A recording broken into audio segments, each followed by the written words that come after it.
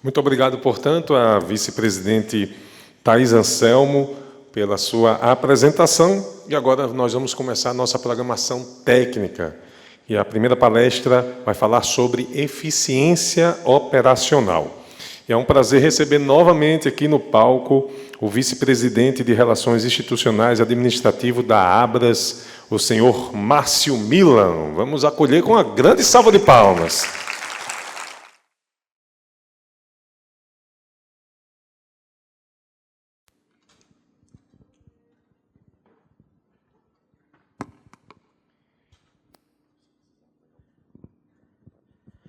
Sabe que eu queria uma água depois aqui, tá?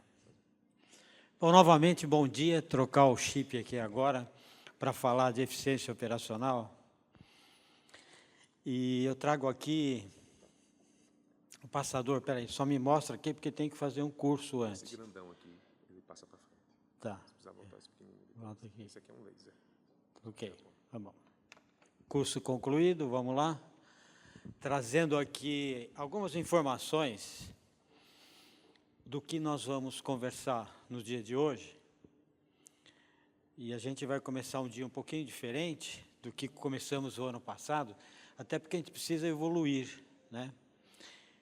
Nós temos aí 50 minutos e na nossa abertura nós ganhamos aí 3 minutos. Então, provavelmente, esses 3 minutos eu vou ocupar aqui nesse momento. Mas, inicialmente, eu queria agradecer a nossa área de Economia e Pesquisa na Abras, que preparou todas essas informações. Aliás, o ano todo nós trabalhamos com números exatamente para buscar os melhores indicadores. O que a gente observou do ano passado para esse ano a nível Brasil foi uma melhora e algumas alavancas, que nós estamos dizendo, de eficiência operacional. Então, melhorou o produto com validade vencida, a gente vai ver aqui.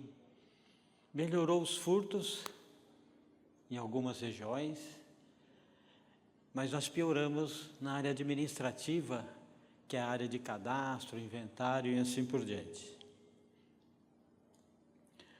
Mas isso a gente vai ver com um pouco mais de detalhe daqui a pouco, né? Outros dados que nós estamos trazendo diferente do ano anterior como é que essa ineficiência ou a eficiência operacional ela se dá quando nós tratamos de canal, supermercado, hipermercado, lojas de vizinhança, exatamente para que cada um se localize dentro desse contexto. Mas quando nós estamos falando da cadeia de abastecimento, nós estamos falando de vários elos da cadeia. Mas agora eu vou precisar de ajuda de vocês. E aí, assim, vamos ficar bem atentos, porque a gente vai fazer aqui uma brincadeira bem rápida para dar início aí ao nosso trabalho. Então, me ajudem aqui. Na cadeia de abastecimento, quem que participa? Produtor. Ok. Então, eu gostaria de chamar aqui um produtor aqui no palco para estar comigo. Trebeschi. Tem alguém? Trebeschi. Trebeschi aqui no palco representando o produtor rápido. Aqui para a gente começar esse trabalho. Cadê a Trebeschi? Trebeschi, estão te chamando aqui no palco. Vem aqui com a gente. Vem cá. Quem mais nós precisamos da cadeia? Consumidor. Eu precisava de uma mulher para representar o consumidor aqui. Eu preciso de uma mulher aqui, senão vai ficar só homem aqui em cima, não vai dar certo.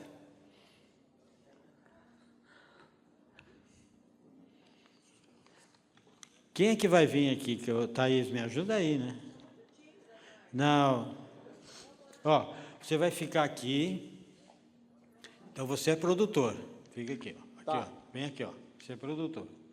Cadê o cliente? Opa!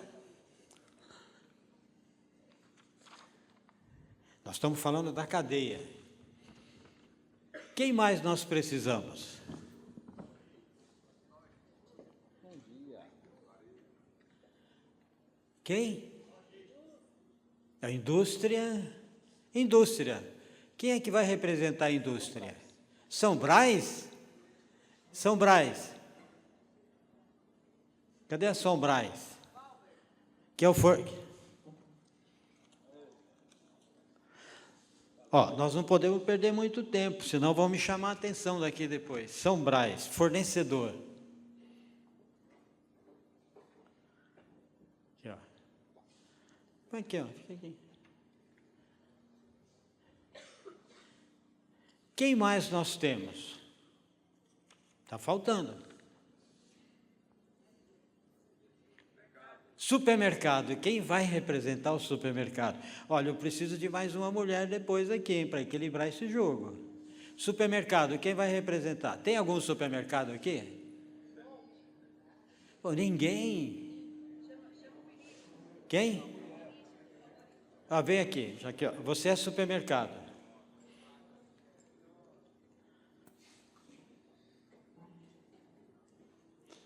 Fica aqui, ó. Ok. E para finalizar, normalmente a gente precisa de quem? De fora, para ajudar toda essa cadeia. Uma consultoria. Quem é que vem aqui representar uma consultoria?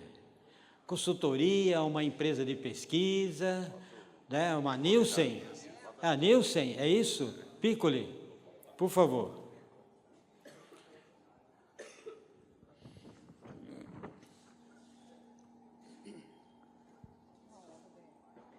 Aí, Piccoli, te arrumaram mais um aqui. Vem aqui, ó. Fica aqui, ó. Aqui, Piccoli, ó. Aqui, ó. Aqui, ó. Ó, rapidamente, vocês vão fazer o seguinte.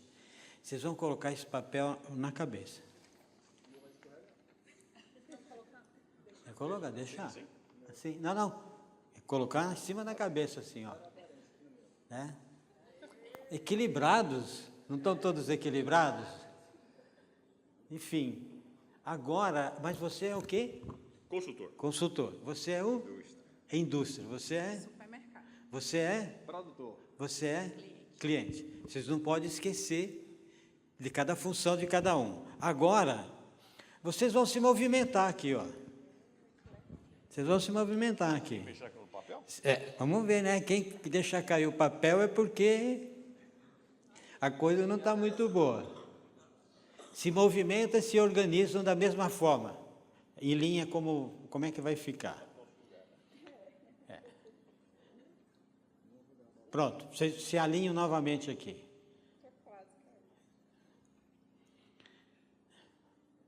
Você estava aqui no mesmo lugar? Sim. E você? Sim. Você?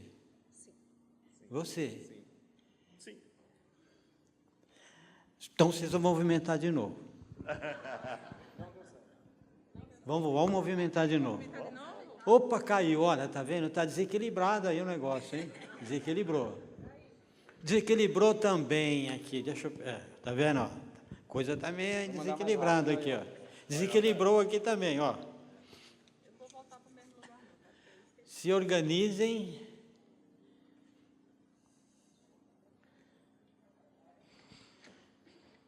Se organizem. Agora pode tirar da cabeça. Ok. E vamos virar, né? Aqui quem estava era o cliente, não era? Sim. Aqui quem estava? Era o fornecedor? Era o produtor. Aqui quem estava? Era o fornecedor. Era o supermercado. E aqui? Aqui era eu mesmo. E aqui?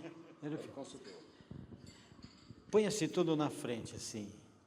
Aqui olhando a sequência da cadeia de abastecimento. Tem alguma coerência? Não. E por que vocês fizeram essas mudanças? Um foi para um lado, outro foi para o outro. Então, no fundo, o que a gente quis mostrar um pouco aqui, muitas vezes no dia a dia nosso, a gente não se comunica com os problemas que nós temos, com as dificuldades que nós temos. Muitas vezes as coisas se desequilibram entre nós E muitas vezes nós perdemos a oportunidade de discutir assuntos na cadeia, porque aqui nós estamos todos representados. Muitas vezes o produtor quer se aproximar do cliente, mas primeiro ele precisa passar pelo supermercado. O fornecedor industrializado, normalmente ele está mais próximo do supermercado, mas também quer chegar no cliente. E muitas vezes, todos aqui precisam de dados, precisam de informações, precisam de algo de fora, que aparentemente está fora da cadeia, mas ele está dentro da cadeia, com um volume de informações, para que essa cadeia se movimenta. Ok? Então, era isso. Obrigado, produtor, fornecedor, cliente, supermercado e consultor. Obrigado. Vamos lá. Acho que dá para entender um pouquinho melhor agora a cadeia de abastecimento.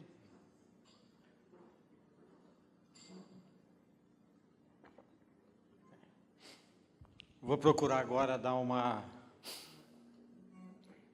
rápida passada aqui em todos os números. Queria me adiantar que todas essas informações que nós vamos passar aqui, tem muitos números, e muitas vezes é difícil a gente guardar todas essas informações, todos esses números. Então, a Surne, no final do dia, no final da apresentação, ela vai estar com todas essas informações aqui, que podem ser compartilhadas durante todo o período do ano, porque essas informações são informações que servem para que a gente possa trabalhar aí durante o ano. Então, eu queria só trazer aqui, o ano passado nós tivemos aqui, falando da eficiência operacional, e nós tivemos aqui no dia 25/7/2023, ou seja, um pouquinho menos de um ano. E aqui eu me lembro que eu trouxe aqui, para fazer essa abertura, o pai do Miquelis, o seu Gilvan, que foi toda uma história que a gente contou aqui naquele momento, toda essa interação. E hoje a gente trouxe essa forma da gente olhar a cadeia, e muitas vezes a gente precisa desse momento de interlocução, de conversa entre a cadeia, para que a gente possa evoluir cada vez mais. Mas a gente, olhando as informações que nós trazemos ao longo do ano, as operações do supermercado, de tudo aquilo que nós compramos e vendemos, nós somos 98%, pouco mais, pouco menos, de eficiência operacional. Então, a Thaís mencionou aqui no início que nós somos altamente eficientes, mas nós sabemos que essa ineficiência nossa, conhecida como perdas, ela ainda tem um valor alto. Quando a gente olha o Brasil como um todo, o total geral, do que quebrou, do que furtou, do que nós erramos no cadastro, ultrapassa 14 bilhões de reais, né? Então, tudo isso fez com que nós repensássemos ao longo do tempo e que nós poderíamos agregar para melhorar a eficiência operacional. Então, melhorar a estrutura interna, a gente disseminar conhecimentos, como a Abras está fazendo nos estados, exatamente levando essas informações. Nós estamos trazendo novas metodologias, nós estamos sugerindo e fazendo investimento em pessoas para melhorar os processos, e muita tecnologia, principalmente agora com a inteligência artificial. E a evolução que foi feita durante esse período para evitar as perdas, ela tem trazido boas práticas, mas ainda a gente tem oportunidade de melhorar a nossa eficiência, porque quando a gente vira a chave e olhar a mesma coisa sobre ângulos diferentes, também aparecem oportunidades diferentes, né? E a partir de 2022, nós passamos a olhar a eficiência operacional, ou antigamente a prevenção de perdas, e a gente mudou isto porque nós quisemos ressignificar.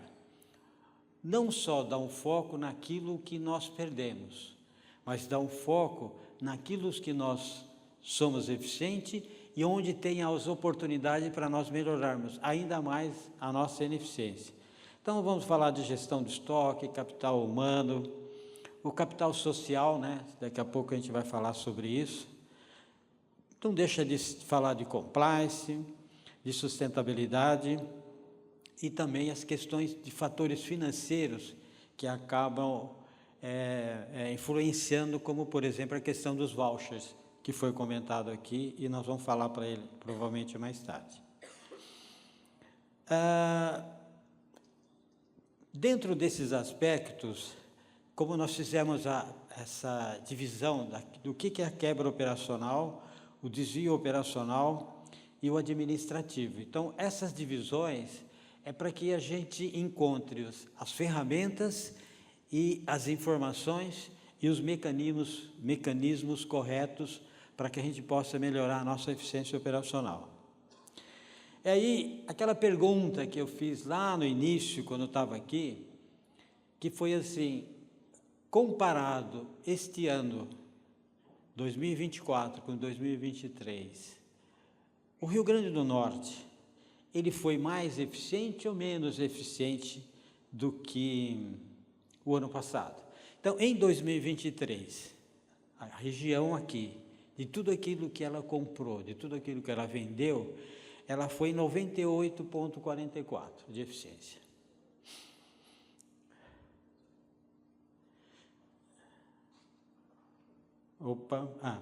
Em 2024, foi para 98,74. Então, houve uma melhora aqui de 0,30. Então, a região foi mais eficiente em 2023 do que 2022. Quando nós falamos 2024, se refere a 2023. E quando nós falamos 2023, se refere a 2022, mas nós utilizamos isso para poder melhorar. Bom, mas aonde que houve a melhora? E onde houve a piora, no caso aqui, dessas três alavancas, que é quebra operacional, desvio operacional e administrativo. Na quebra operacional, houve uma piora de 58 para 61, piorou. No desvio operacional, que são os furtos, houve uma melhora, mas houve uma piora na questão dos inventários. O que a gente pode fazer uma leitura rápida aqui, em algumas regiões os furtos realmente têm aumentado.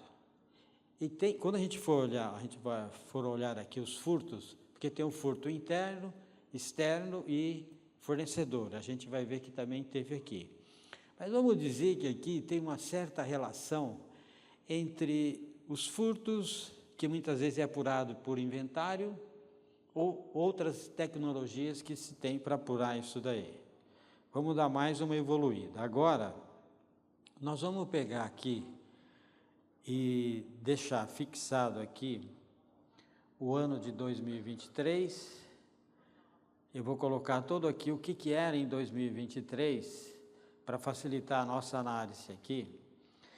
Então, todas essas aberturas que nós colocamos aqui, na quebra operacional, que a gente tem prazo de validade, produtos avariados, produtos impróprios para consumo, danos de equipamento, e também tem aí a questão de degustação e assim por diante. E aqui, sempre dividido por perecíveis e não perecíveis. Então, esse aqui foi o resultado de 2023. Então, o volume de informações, o detalhamento que se faz para buscar essas informações é exatamente para que a gente possa trazer elementos para melhorar a nossa operação. Então, o que nós vimos aqui? Que no caso aqui específico, o prazo de validade, ele saiu de 28 para 30, ele piorou o prazo de validade. Onde que ele melhorou? No caso de produtos impróprios para consumo, também teve ali uma piora. No caso dos impróprios para consumo, ele se manteve. Aqui teve tinha uma informação anterior que não tinha, passou a ter. Aqui também e assim por diante. Ou seja, as coisas vamos dizer aqui, tiveram ali algumas melhoras e algumas pioras, que normalmente isso ocorre também em todos. Mas essa piora no prazo de validade, ela se deu aonde? Que eu acho que é importante a gente olhar. A validade vencida, ela piorou, porque nós temos produtos perecíveis e não perecíveis. E interessante aqui, que vocês podem analisar, que ela piorou, ela melhorou nos produtos. Aqui eu não coloquei, deixa eu colocar aqui para que vocês possam, que a gente possa poder analisar aqui, tá? Colocar todos os números aqui, fica mais fácil para a gente analisar. Então, os perecíveis e os não perecíveis, basicamente eles se mantiveram entre um ano e outro. A gente não conseguiu grandes avanços. Onde é que estão os avanços aqui de melhora?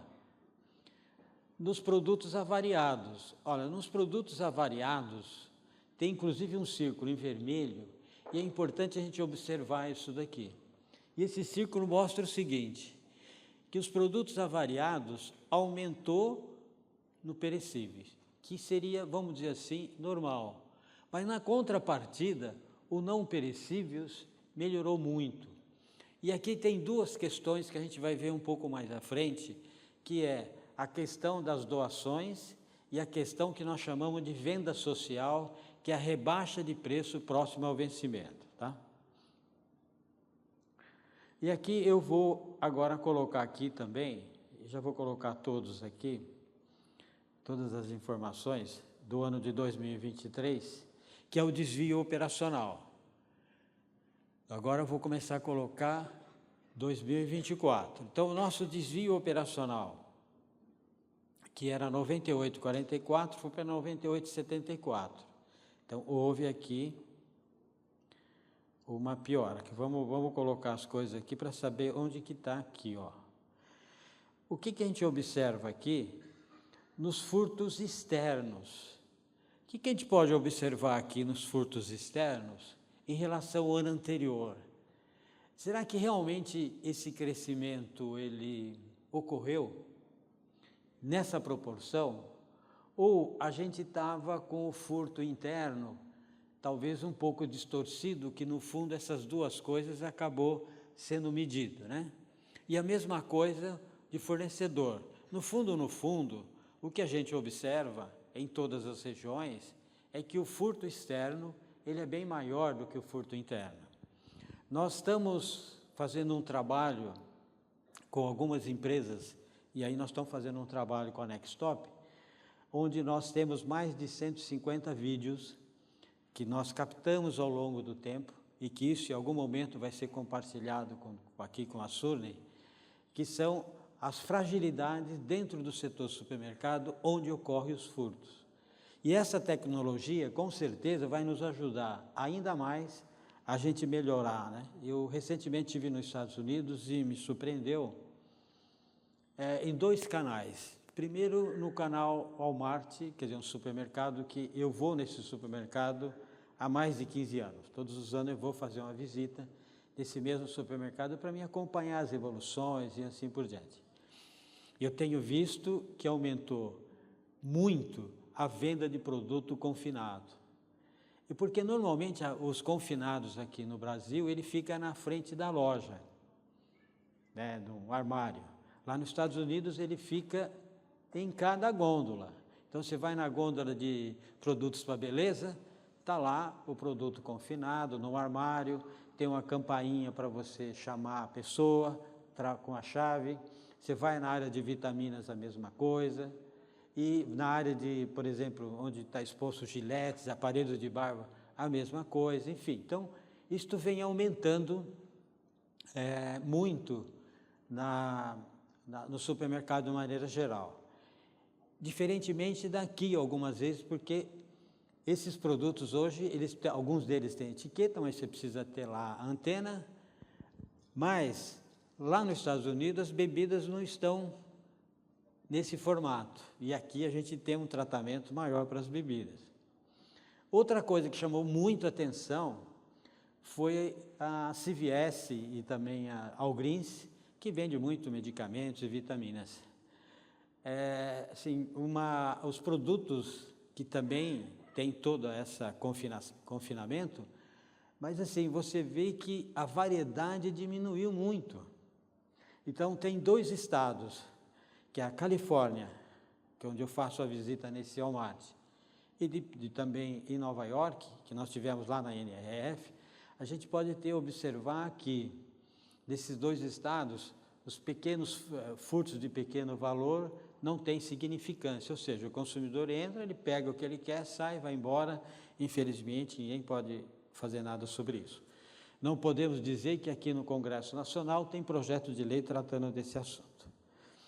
Vamos aqui no administrativo agora, para a gente verificar, na comparação entre 2023 e 2024, onde nós acabamos, como eu acabei mencionando aqui, que teve aí, né, os erros administrativos aumentaram, os erros de inventário diminuíram, nesse caso aqui, diferentemente no Brasil. Então, esses números aqui, isso aqui é uma outra coisa também que eu acho que é importante a gente contextualizar, porque isso está na nossa mão, depende de nós ter um controle melhor ou não no cadastro de produto, ter um controle ou não melhor nos inventários, é um inventário terceirizado, é um inventário próprio, e aí a gente pode até dizer que normalmente no inventário as coisas acabam se corrigindo.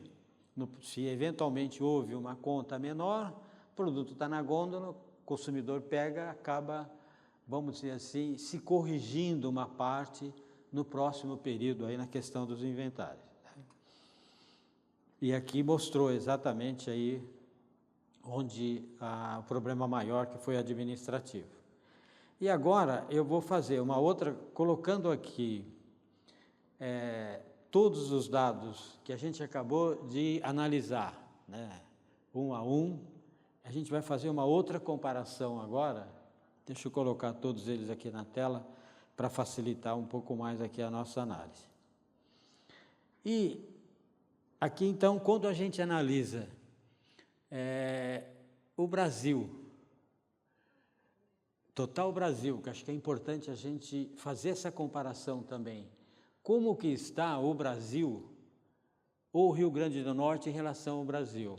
Como foi dito, o Rio Grande do Norte, e aqui tem uma observação que eu queria fazer para todos nós que estamos aqui, que a gente precisa aumentar a quantidade de respondentes aqui na região. Então, teve alguns dados que a gente não conseguiu apurar porque faltou informação. Então, a gente trouxe aqui o Total Brasil exatamente para fazer essa comparação. Quando compara o Estado com o Brasil, o Estado do Rio Grande do Norte está numa situação melhor, que é 98,74, ou seja, uma ineficiência a nível Brasil de 1,87 e aqui no Estado 1,26. Ou seja, estaria melhor.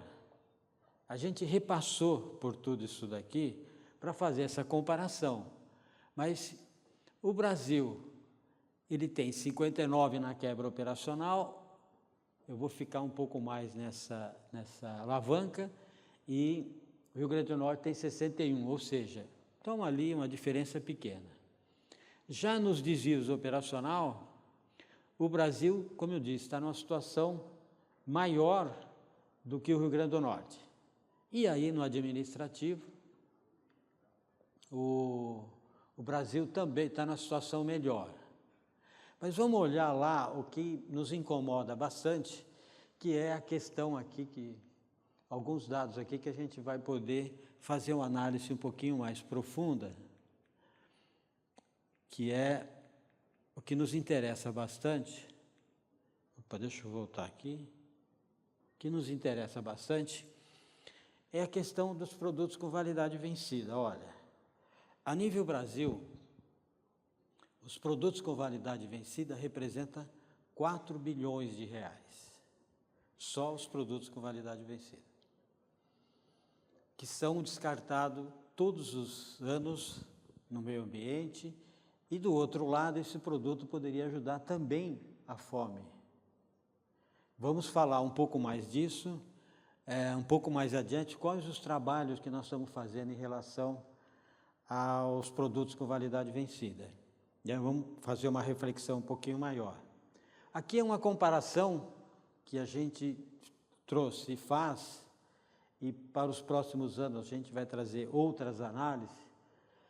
E aqui eu coloco uma coisa, Leonardo e presidente, que é importante, eu acho que para a região, com todas essas informações, nós demoramos meses para tabular. Tem uma consultoria que nos ajuda a fazer esse trabalho, porque nós estamos falando do Brasil como um todo, estamos falando de todos os estados da federação, e com essa informação que nós temos aqui, com essa tecnologia, nós conseguimos chegar em uma loja. Então, eu consigo pegar o Brasil, do Brasil eu consigo chegar no estado, do estado eu consigo chegar nos canais, agrupar atacarejo, hipermercado, e consigo chegar até um supermercado, exatamente para fazer essa comparação. O que era importante, Leonardo? Criar aqui na região um comitê de eficiência operacional, para que a gente possa discutir avanços em cada alavanca dessa daqui. Nós temos um comitê de eficiência operacional em São Paulo, que reúne ali quase todos os meses, e a nossa reunião é dia 25. Então, no dia 25, nós temos uma reunião onde nós temos lá cerca de 90 redes de supermercados espalhados do país. E nós chamamos indústrias e levamos os processos para fazer esse casamento entre, e nós vamos olhar alguns dados um pouco mais adiante, para fazer essa comparação e o casamento assim, o que cada um traz de contribuição para melhorar. E aí, nós fazemos medições durante o ano exatamente para poder avaliar isso daí. Aqui, olha que coisa interessante, quando a gente começa a olhar o total, né, que é um histórico do Brasil. Então, nós trouxemos aqui 10 anos, nós convertemos em eficiência operacional e colocamos aqui um dado relevante que é o lucro líquido. Então, a gente tem o lucro líquido em amarelo, nós temos a nossa eficiência perda em vermelho, e olha que coisa interessante. Esse movimento, ele foi se abrindo ao longo do tempo. Então, quando a gente olha aqui de 2019, 2020, 21, 22, 23 e 24, o que acontece? A ineficiência, ela vem se mantendo. Eu acho que para melhorar, não é fácil, porque a gente já atingiu o nível de eficiência alto, mas a gente está vendo aí um aumento no lucro líquido. Então, a consequência da eficiência está mostrando que em 2015, a perda, o lucro líquido foi menor do que a perda. Aliás, o lucro líquido foi menor do que a perda foi maior. E todo esse esforço com tecnologia, processos, pessoas, isso vem aumentando, que é exatamente o que nós queremos. Então, aqui mostra, primeiro, estamos no caminho certo. Estamos acreditando, né? Acho que esse gráfico aqui, ele tem uma importância e uma relevância muito grande. Aí eu abro um pouco aqui a eficiência operacional, por aquilo que muitas vezes a gente pergunta, mas o atacarejo comparado com o mercado, olha, que nós trouxemos aqui, conseguimos medir até os mercados, quer dizer, o canal condomínio e container, que é uma das melhores eficiências. Por quê? Porque lá é tudo automatizado, tudo com toda a tecnologia. Então, a gente vê aqui, olha, o atacarejo, ele ainda tem uma perda menor, né? Tem uma eficiência alta. O mercado de condomínios e contêineres, o e-commerce, está vendo? 1,48, depois eu vou convencional e chego lá no final, na loja de conveniência, que são os mini mercados. E que é, muitas vezes, entendido por quê? Porque a estrutura do mini mercado é menor, você tem lá uma série ainda de produtos em desenvolvimento, e você tem principalmente a área de perecíveis, que tem uma quebra alta. Então, esta aqui, presidente, foi informação nova que nós estamos trazendo esse ano. Então, onde eu me classifico? Então, eu vou pegar o supermercado e dizer o seguinte, poxa, eu sou um supermercado convencional. Como que está a minha ineficiência? Putz, o supermercado convencional está 1,90. Não, mas eu sou atacarejo. O atacarejo médio no Brasil é 1,07, que são as perdas, entendeu? Isso é uma informação nova. Estamos trazendo aqui também uma comparação, e aqui, eu vou colocar todos aqui para que a gente possa ter uma análise. E aqui nós estamos trazendo os dados do Brasil. A gente não conseguiu abrir muito aqui na região. Então, nós estamos trazendo aqui todas as seções, e quando a gente olha aqui, a gente tem os perecíveis, padaria e confeitaria, rotisseria, quer dizer, são áreas onde tem uma perda maior, açougue, flores, que muita gente também está trabalhando com flores, e assim por diante, né? Tudo isso serve para a gente comparar internamente com as nossas.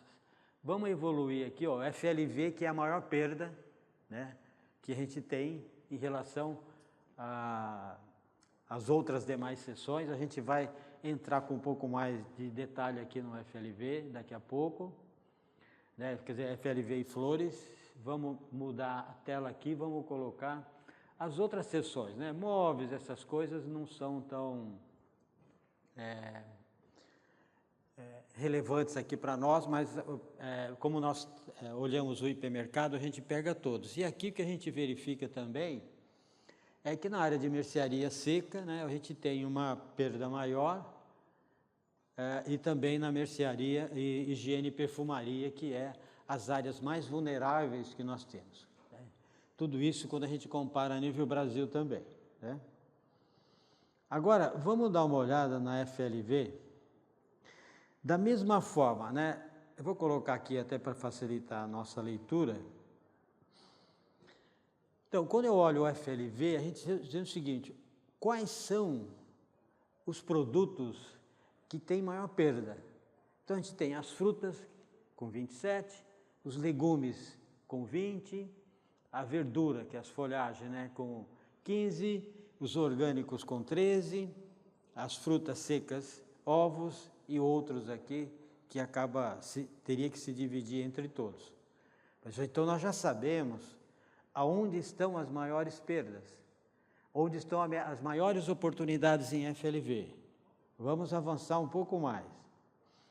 Olha bem, FLV, as principais perdas vamos dizer aqui, em valores. Quando eu olho aquele 5,83 que a gente vai olhar em valores, o primeiro é tomate, o segundo é banana, o terceiro é folhagem, o quarto é cebola e o quinto é laranja. Ou seja, a maior perda no supermercado é tomate, seguido de banana. Bom, vamos olhar em quilo, porque uma coisa é valor, outra coisa é quilo.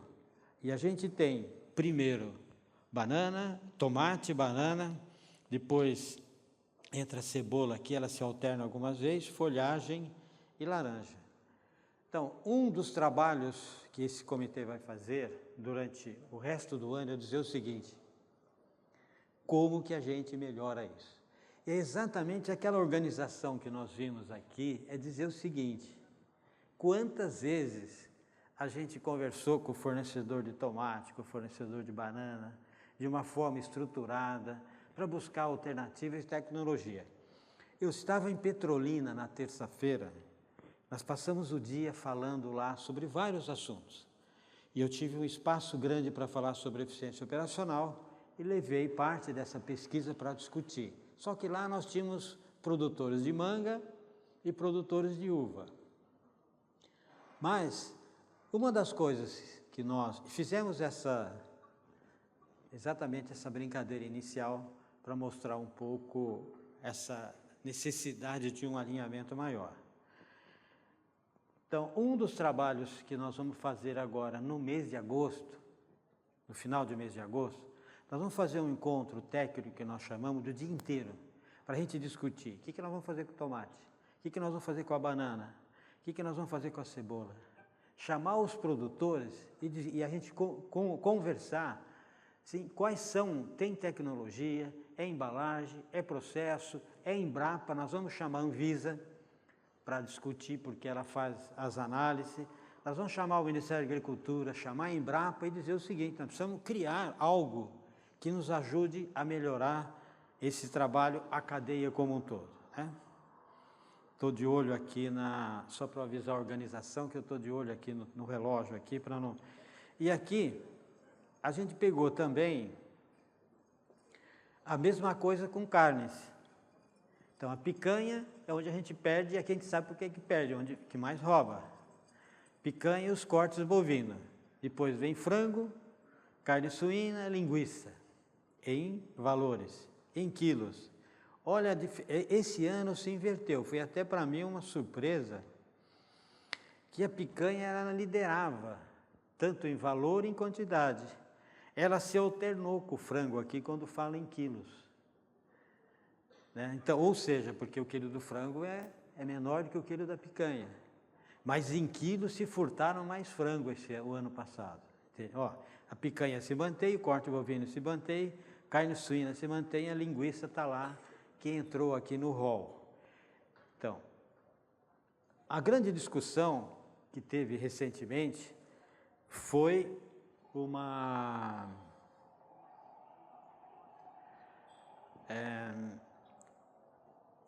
a imprensa, que o supermercado estava colocando etiqueta de segurança na carne. Sim, nós precisamos tratar esse assunto com transferência, por quê? Porque, no fundo, e aqui falando aqui, uma pergunta, quem é consumidor aqui? Todo mundo é consumidor aqui. Quem que paga isso aqui? Somos nós que pagamos, quer dizer, somos nós como consumidores. E aí a discussão lá em Petrolina é que um produtor falou, não, mas eu pago. Eu falei, então você paga 2 vezes, né? Mas, enfim, eu acho que tudo o que nós conseguimos melhora a vida nossa e a vida dos consumidores. A gente precisa tratar esse assunto do furto com transparência, chamar os órgãos reguladores, chamar o Ministério Público e dizer o seguinte, olha, vocês se lembram quando lá atrás, quando nós começamos a colocar com medo a câmera nas lojas, a gente falava, olha, sorria, você está sendo filmado. Nós precisamos, o consumidor, você vê o seguinte, o consumidor honesto paga pelo consumidor desonesto. É o que está acontecendo hoje. E isso não é o correto, vamos dizer assim. Mas vamos lá que a gente tem bastante coisas aqui ainda. E aqui a gente trouxe uma outra, vamos dizer assim, separação dos outros produtos. Então, quais são os outros produtos que têm mais perda ou ineficiência? A gente tem em valores energético, refrigerante, cerveja, tanto em valor em quantidade, olha queijo, né?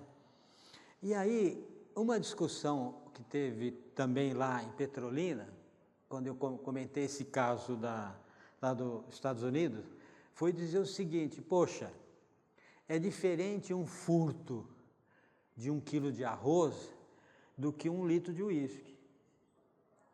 E aqui está sendo colocado como um furto de menor relevância. Quer dizer, o uísque é para quê? É para revender, comercializar.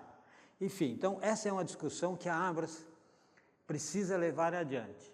Nós sabemos que essa está muito mais na pauta da Abras, de uma comunicação junto com a população, de conscientização e assim por diante. Depois você tem chocolates, que também é onde tem mais furto, azeites, né, que também nós sabemos que o preço do azeite esse ano elevou muito, né?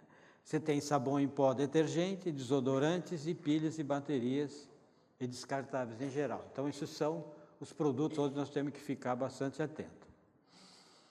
E aqui, quando a gente olha o e-commerce, né? Então, onde estão as maiores ineficiências ou as perdas de e-commerce? A gente tem, na questão de armazenagem dos produtos, quer dizer, grande parte dos produtos que foram identificados como perda, é a questão da armazenagem, os pagamentos online, que é exatamente onde tem furtos em relação a isso, as entregas, que muitas vezes o produto se acaba se estragando na entrega, e outros aí que a gente não conseguiu identificar, mas está dividido aí entre eles. Então, isso também é um dado novo que nós trouxemos. E aqui são as principais devoluções de fraudes ocorridas também no e-commerce. Então, a gente tem cartão clonado. Você vê, grande parte das perdas estão em cima do cartão clonado, que é 30%. Cartão cancelado, 22%. Cashback, aliás, não, o valor é exatamente do cashback, Pix, enfim, a gente também conseguiu mapear para trazer esses elementos para quem tem e-commerce ficar atento a esses pontos que foram apresentados aqui, né? E cheguei agora num ponto, eu vou até colocar aqui a informação do valor, que eu acho que fica mais fácil a gente falar sobre isso daqui. Olha bem, durante o ano de 2023, nós doamos 118 mil toneladas de alimentos. O setor supermercadista doou 118 mil toneladas de alimentos. Isso representou 2 bilhões de reais da parte social que o supermercado doou. Só que grande parte dessa doação que foi feita, houve pagamento de impostos. Então, nós estamos trabalhando, que eu vou falar um pouco mais aqui rapidamente, o que nós estamos fazendo em relação a um projeto de lei exatamente para isentar o supermercado de toda doação que ele fizer, ele ser isento aí de todos os impostos. Hoje, uma parte do que ele doa, ele acaba pagando imposto, ou tem empresas que se não beneficia de uma legislação que permite abater aí 2% do seu lucro líquido quando a empresa tem lucro líquido. E aqui são participação de tudo aquilo que é doado, quer dizer, grande parte vai para a Mesa Brasil, outras partes vão para outras instituições, que é o trabalho social aí que o supermercado acaba fazendo aí ao longo do ano, né? Aqui são os produtos que estão próximos do vencimento. Deixa eu ver se é isso aqui, deixa eu só voltar aqui. Os produtos próximos do vencimento. Vocês se lembram que, poucos anos atrás, a gente retirava da gôndola os produtos que estavam próximos do vencimento, porque o consumidor não levava. Hoje a realidade é diferente. Então, nós conseguimos medir em 2023, que em 2023 os supermercados do Brasil, eles venderam para o consumidor, e o consumidor consumiu, e o consumidor comprou 1 bilhão e 200 mil reais de produtos que estavam próximos ao vencimento. Então, a gente vê em algumas regiões do país, gôndolas com produtos próximos ao vencimento. E já vê em alguns supermercados também, geladeiras de iogurte, onde tem iogurte, queijo, também com essa informação. Então, o que nós estamos chamando disso daqui? É uma perda de margem? É uma perda de margem, mas não é um desperdício.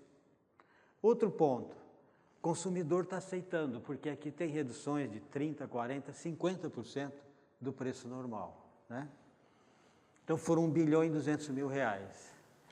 Significativo. O consumidor aceita. Transparência com o consumidor, né? E aqui esse PL de doação que nós estamos mencionando, que é o 2874, aqui, apenas para mencionar, que nós estamos com o senador Rick, nós estamos trabalhando exatamente. Estava na pauta aí, nos próximos dias, aí o Congresso entrou em recesso, talvez na volta, a gente sabe que esse ano é um ano de eleições, e o Congresso daqui a pouco ele basicamente se concentra nisso. Vamos ver, nós temos uma missão do presidente Galassi esse ano para resolver essa questão das doações. Vamos ver se a gente consegue, foi uma missão que ele deu para a gente até o final do ano. E aqui tem toda só voltando aqui, o que nós estamos colocando isenção, mas aqui envolve ICMS, envolve Estado também, mas para aquelas empresas que têm lucro líquido positivo, ela poderia abater do seu lucro líquido até 5% do lucro líquido. É um valor extremamente alto para fazer as doações, ou seja, estamos trabalhando com isso. E aí eu vou, voltar aqui, que é um projeto de lei também que nós estamos com a deputada Grace de Minas, que para exatamente permitir que nós, supermercadistas, passamos a comercializar produto com validade vencida. Naturalmente, mudando a forma de comunicação, que é melhor consumir até. Nos Estados Unidos chama-se Best Before. Estados Unidos, alguns estados, é permitido você comercializar, em alguns estados é permitido você doar, em alguns estados também você tem benefícios fiscais ao você fazer esse tipo. Então, aqui, para você ter uma ideia, o órgão regulatório que determina e que legisla sobre a informação que deve estar no rótulo é a Anvisa. A Anvisa já tem uma RDC que permite você colocar no rótulo dos produtos melhor consumir até. Porém, a grande questão está nos PROCONs, que diz que a informação tem que ser clara e transparente, então tem que constar a data de validade. E finalizando, que está aqui, meu tempo já esgotou. Conversamos com o Ministério da Agricultura, o Ministério da Agricultura apoia. Conversamos com o Ministério da Indústria e Comércio, o Ministério da Indústria e Comércio apoia. Conversamos com a Anvisa diz o seguinte, olha, eu tenho restrições, mas quando se trata de desperdício, se vier uma legislação permitindo, nós também estamos de acordo. Então, nós só temos um órgão, que vocês sabem que é o mais complicado, que é o PROCON, que a gente está dialogando. Nós conversamos com o diretor dos PROCONs, lá em Brasília, ele diz o seguinte, olha, eu entendo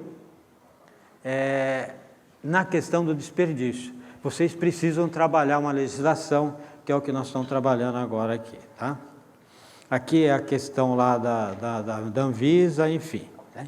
Então, termino aqui, agradeço mais uma vez a oportunidade de estar com vocês, com a minha expectativa.